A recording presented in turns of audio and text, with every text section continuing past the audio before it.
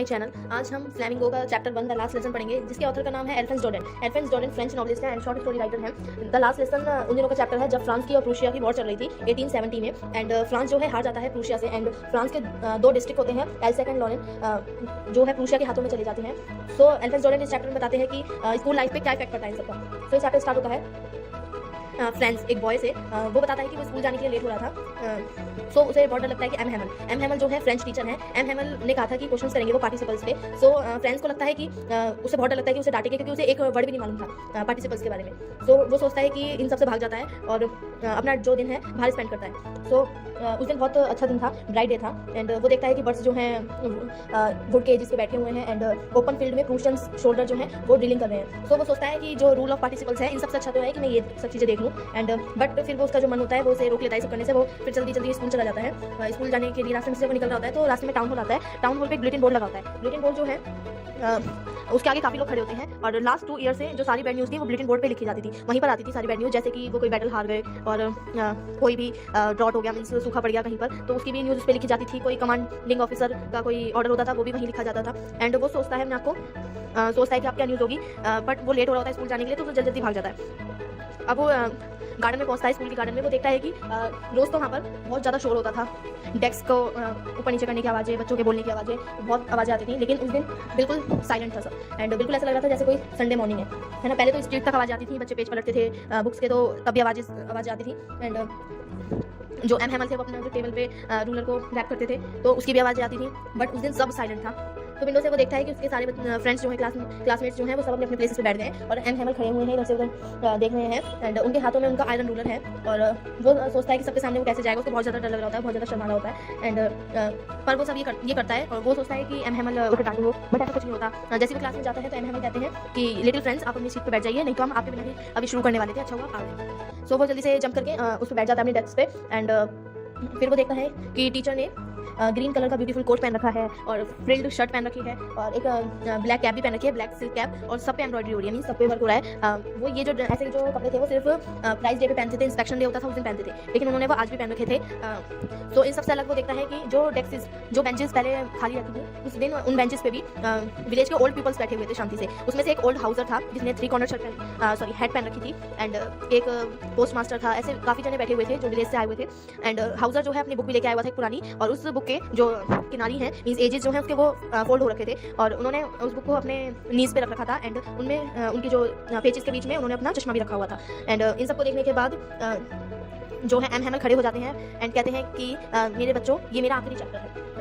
आज मैं आपको ये आखिरी चैप्टर दूंगा, मतलब पढ़ाऊंगा, टीच करूंगा। एंड बर्लिन जो है वहाँ से ऑर्डर आया है कि सारे स्कूलों में, एल्सेक एंड लॉरेन के सारे स्कूलों में कल से जर्मन पढ़ाई जाएगी, ना कि फ्रेंच जो है बंद कर दी जाएगी और जर्मन पढ़ाई जाएगी। सो कल से तुम्हारे न्यू मास्टर आएंगे, न्यू टीचर आएंगे। सो ये मेरा फ्रेंच का लास्ट लेसन है, तो मैं चाहता हूँ कि आप सब ध्यान से सुने। एंड फिर फ्रेंड्स कहता है कि आप समझ भी नहीं सकते कि ये बात जो मेरे लिए कितने चौंका देने वाली थी, जब एम हैमल ने बोला कि ये उनका लास्ट लेसन है एंड कल से न्यू मास्टर पढ़ाने आएंगे। एम हैमल का ये लास्ट लेसन था, और फ्रेंड्स को लग रहा था कि उसका लास्ट लेसन है फ्रेंच का, और उसके बारे में उसे लिखना भी नहीं आता, ना ही उसको पढ़ना आता, और वो अब इसको आगे नहीं पढ़ पाएगा। तो वो सोचता है कि जो उसे बुक्स पहले वो फ्रेंच की बुक्स उसे लगती थी बिल्कुल रबिश, मीन्स बैड लगती थी, वो उसे उस दिन ओल्ड फ्रेंड्स की तरह लगने लगती हैं, और जिन फ्रेंड्स को वो कभी नहीं खोना चाहता। वो चाहता है कि ये बुक्स हमेशा उनके साथ रहें। एंड एम हैमल के बारे में भी सोचता है कि एम हैमल का रूलर के बारे में सोचता है, एंड वो सोचता है कि एम हैमल कितने अनयूजुअल से हैं। एंड वो सोचता है, अब वो समझ जाता है कि आज एम हैमल ऐसे डिफरेंट क्लोथ्स क्यों पहन के आए थे, और वो समझ जाता है कि लास्ट जो बेंचेस खाली हैं, बैक की बेंचेस जो खाली थी पहले, और अब उस पर जो है विलेज के पर्सन क्यों बैठे हुए हैं आगे। और वो ये भी समझ जाता है कि बुलेटिन बोर्ड पे क्या लिखा हुआ था, और वो सोचता है कि ये जो ओल्ड मैंस आए हुए हैं विलेज से, वो इनको थैंक यू कहने आए हैं, वो इनके थैंक यू कहने का तरीका है। एंड एम हैमल को स्कूल में सर्विस देते हुए 40 ईयर्स हो गए थे, तो उनके रिस्पेक्ट के लिए आए हैं। वो जो ओल्ड मैन हैं वो उनके रिस्पेक्ट के लिए आए हैं। इतने में वो सब ये सोच रहा होता है, तभी उसका नाम सुनाई देता है। एम हैमल उसका नाम लेते हैं और कहते हैं कि अब तुम्हारी बारी है पढ़ने की, इस चैप्टर को पढ़ के इसको सुनाओ। सो वो फ्रेंड्स को उसके बारे में एक वर्ड भी नहीं पता होता, एंड वो फर्स्ट वर्ड बोलते ही साइलेंट हो जाता है, एंड अपनी डेस्क को पकड़ लेता है, उसके हाथ बहुत कांप रहे होते हैं, एंड वो अपनी नज़रों को नीचे करके खड़ा हो जाता है। सो एम हैमल उसे कहते हैं कि डोंट वरी, मैं तुम्हें डांटूंगा नहीं लिटिल फ्रेंड, पर मुझे तुम्हारे लिए बहुत बुरा लग रहा है कि इसके जिम्मेदार जो तुम्हें ये फ्रेंच नहीं आती, इसके जिम्मेदार सिर्फ तुम ही नहीं हो, इसके जिम्मेदार हम भी हैं। जैसे कि मैं मतलब तुम्हारे पेरेंट्स जो हैं उन्होंने तुम्हें फार्म पे ना भेजा होता, अगर उन्होंने तुम्हारी पढ़ाई पर ध्यान दिया होता तो शायद आज तुम्हें फ्रेंच आती होती। और अगर मैं फिशिंग के लिए जा रहा हूँ, मैंने तुम्हें छुट्टी ना दी होती तो शायद तुम्हें आज फ्रेंच आती। एंड अगर मैंने तुम्हें पौधों को पानी देने के लिए ना भेजा होता तो शायद आज तुम्हें फ्रेंच आती। सो वो रीज़न देते हैं कि सिर्फ फ्रेंड्स की गलती नहीं है कि उसको फ्रेंच नहीं आती है, वो उन सबकी भी गलती है। एंड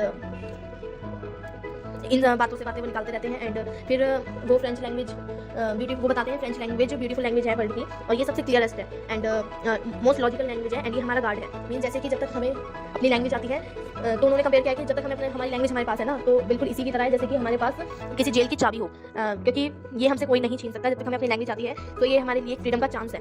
तो फिर वो अपनी ग्रामर की बुक ओपन करते हैं और एक हमें चैप्टर पढ़ाते हैं। एंड उस दिन वो मुझे इतना इजी लगता है, फ्रेंड्स कहता है कि उस दिन मुझे वो इतना इजी लगता है, मैंने सोचा भी नहीं था। और कि एम हैमल इतना केयरफुली हमें पढ़ाएंगे और मैं इतना केयरफुली सुनूंगा। एम हैमल ने कभी हमें इतना पेशेंस से नहीं पढ़ाया था जितना वो उस दिन पढ़ा रहे थे। इतने पेशेंस से उन्होंने हमें कभी नहीं पढ़ाया था। उन्होंने ऐसा लग रहा था कि एम हैमल अपने सारे थॉट्स, अपनी सारी नॉलेजेस एंड अपना मतलब हर एक पॉइंट हमारे दिमाग में भर देना चाहते हो। एंड एक ही बार में वो हमें ये सब चीज़ सिखाना चाहते हो। उन्होंने ग्रामर के बाद उन्होंने हमें लिखने के लिए लेसन दिया कि फ्रेंच को कैसे लिखना है। एंड दैट डे जो एम हैमल उस दिन हमारे लिए न्यू कॉपीज लेके आए थे, उस पर ब्यूटीफुल हैंड राइटिंग से लिखा था फ्रेंच एंड अल्सेक। एंड वो बिल्कुल फ्लैक्स की तरह लग रहा था। सो उस दिन जब हम अपनी नोट्सबुक में लिख रहे थे और सब इतना साइलेंट था कि पेन की आवाज़ें आ रही थी। एंड थोड़ी देर बाद बिटल्स उड़ती हुई क्लासरूम में आ जाती हैं। सो उन पर कोई भी अटेंशन नहीं देता, कोई भी नहीं। एंड एक बच्चा भी नहीं अटेंशन देता, सब अपना काम करने में बिजी होते हैं।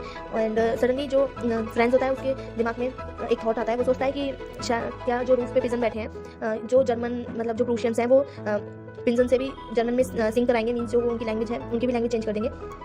एंड ये सब देखते देखते एम हैमल मैं एम हैमल की तरफ देखता हूँ तो एम हैमल जो है अपनी चेयर के पास खड़े होते हैं एंड इधर से उधर हर चीज़ों को नोटिस कर रहे होते हैं। सो एक ही चीज़ को वो बहुत देर देखते हैं, फिर दूसरी तरफ देखते हैं बहुत देर। वो ऐसा लग रहा था कि वो इन सब चीज़ों को अपने दिमाग में भर लेना चाहते हो, जैसे कि वो लास्ट बार देख रहे हैं। एंड उनके 40 ईयर्स में सेम प्लेस पे ही उन्होंने बहुत सारी चीज़ें देखी, जैसे कि गार्डन जो है, क्लासरूम से आउटसाइड जो गार्डन है उसको देखते हैं, वो विंडोज़ को देखते हैं एंड क्लासरूम को देखते हैं। एंड वो डेस्क्स जो कि स्मूथ हो चुकी हैं, जो घिस चुकी हैं। एंड जो वॉलनट का ट्री होता है उसको भी देखते हैं, वो जो बहुत ज़्यादा बड़ा हो चुका है, जिनको पानी जो है एम हैमल ने दिया था। एक वो होप वाइन होती है जो कि इतनी बड़ी हो गई है कि वो रूफ तक पहुंच चुकी है। एंड वो ये सब चीज़ें देखते हैं। एंड क्योंकि उनको अगले दिन जो इस कंट्री को छोड़ के जाना होगा। तो उस दिन जब हम अपनी नोट्सबुक में लिख रहे थे और सब इतना साइलेंट था कि पेन की आवाज़ें आ रही थी। एंड थोड़ी देर बाद बिटल्स उड़ती हुई क्लासरूम में आ जाती हैं। सो उन पर कोई भी अटेंशन नहीं देता, कोई भी नहीं। एंड एक बच्चा भी नहीं अटेंशन देता, सब अपना काम करने में बिजी होते हैं। एंड सडनली जो फ्रेंड्स होता है उसके दिमाग में एक थॉट आता है। वो सोचता है कि क्या जो रूफ पे पिजन बैठे हैं, जो जर्मन मतलब जो प्रूशियंस हैं, वो पिंजन से भी जर्मन में सिंग कराएंगे। मीन्स जो उनकी लैंग्वेज है उनकी भी लैंग्वेज चेंज कर देंगे। एंड ये सब देखते देखते एम हैमल मैं एम हैमल की तरफ देखता हूँ तो एम हैमल जो है अपनी चेयर के पास खड़े होते हैं एंड इधर से उधर हर चीज़ों को नोटिस कर रहे होते हैं। तो एक ही चीज़ को वो बहुत देर देखते हैं, फिर दूसरी तरफ देखते हैं बहुत देर। वो ऐसा लग रहा था कि वो इन सब चीज़ों को अपने दिमाग में भर लेना चाहते हो, जैसे कि वो लास्ट बार देख रहे हैं। एंड उनके 40 ईयर्स में सेम प्लेस पे ही उन्होंने बहुत सारी चीज़ें देखी, जैसे कि गार्डन जो है, क्लासरूम से आउटसाइड जो गार्डन है उसको देखते हैं, वो विंडोज़ को देखते हैं एंड क्लासरूम को देखते हैं। एंड वो डेस्क्स जो कि स्मूथ हो चुकी हैं, जो घिस चुकी हैं। एंड जो वॉलनट का ट्री होता है उसको भी देखते हैं, वो जो बहुत ज़्यादा बड़ा हो चुका है, जिनको पानी जो है एम हैमल ने दिया था। एक वो होप वाइन होती है जो कि इतनी बड़ी हो गई है कि वो रूफ तक पहुंच चुकी है। एंड वो ये सब चीज़ें देखते हैं। एंड क्योंकि उनको अगले दिन जो इस कंट्री को छोड़ के जाना होता है।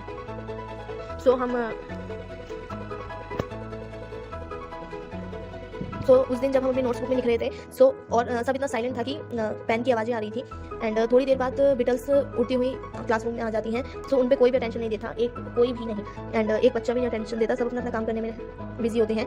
एंड सडनली जो फ्रेंड्स होता है उसके दिमाग में एक थॉट आता है। वो सोचता है कि क्या जो रूफ पे पिजन बैठे हैं, जो जर्मन मतलब जो प्रूशियंस हैं, वो पिंजन से भी जर्मन में सिंग कराएंगे। मीन्स जो उनकी लैंग्वेज है उनकी भी लैंग्वेज चेंज कर देंगे।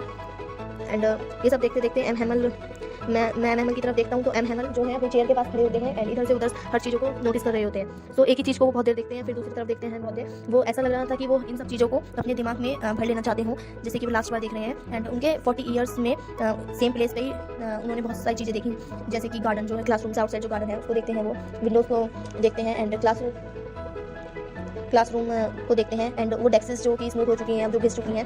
एंड जो वॉलनट का ट्री होता है उसको भी देखते हैं, वो जो बहुत ज़्यादा बड़ा हो चुका है, जिनको पानी जो है एम हैमल ने दिया था। एक वो होप वाइन होती है जो कि इतनी बड़ी हो गई है कि वो रूफ तक पहुंच चुकी है। एंड वो ये सब चीज़ें देखते हैं। एंड क्योंकि उनको अगले दिन जो इस कंट्री को छोड़ के जाना होता है। सो हम तो एम हैमल अपना चैप्टर फिनिश करते हैं एंड फिर 12 o'clock हो जाते हैं एंड जो प्रूशियन के जो शोल्जर्स जो हैं वो डीलिंग करते हुए आते हैं एंड हम अपनी विंडो से उनकी आवाज़ सुन सकते थे। और एम हैमल खड़े हो जाते हैं, उनका पेल फेस होता है एंड मतलब मुरझाया हुआ चेहरा होता है, वो अपनी चेयर के पास खड़े हो जाते हैं एंड वो इतने स्ट्रेट खड़े होते हैं कि फ्रेंड्स को वो इतने लंबे कभी नहीं लगे थे जितने लंबे वो उतने लग रहे थे। देन मतलब वो फिर बोर्ड की तरफ मुड़ते हैं, ब्लैक बोर्ड की तरफ, एंड एक चौक का पीस उठाते हैं एंड बोर्ड पे लिख देते हैं लिव लॉन्ग फ्रांस एंड बस फिर वो स्टॉप हो जाते हैं, अपना जो हेड है वो बॉल से लगा के वो सैड इमोशनल होकर खड़े हो जाते हैं और वो कोई भी मतलब बिना इशारा करे वो इतना कह देते हैं कि क्लास खत्म हो गई है, आप जा सकते हैं। तो ये था चैप्टर द लास्ट लेसन। अगर आपको ये चैप्टर अच्छा लगे तो इस वीडियो को लाइक करें, मेरे चैनल को सब्सक्राइब करें and thank you so much.